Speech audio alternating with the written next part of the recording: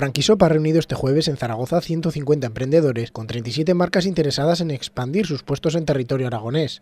Para la organización, la cita es una oportunidad para encontrar el respaldo necesario a una idea propia, ya que se ofrecen establecimientos de distintos ámbitos. El comportamiento de la franquicia en Aragón es similar al resto de España.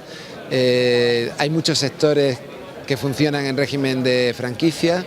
Concretamente en esta edición pues hay una presencia importante de conceptos de restauración, de distribución alimentaria, de servicios empresariales, de informática y consumibles, de comercio especializado como perfumerías.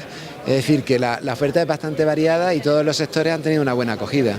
También han acudido a Franquishop espacios que pretenden servir como el entorno más adecuado para acoger nuevos proyectos. Nosotros creemos que la fórmula de la franquicia es una fórmula ideal para emprender un negocio y Puerto Venecia siempre está con el emprendimiento, con lo cual de aquí lo que buscamos es que futuros emprendedores y nuevas franquicias vengan a compartir con nosotros nuestro espacio. En esta feria low cost podrían cerrarse unos 25 acuerdos, pero cuyo proceso de materialización variará como media entre los 3 y los 6 meses.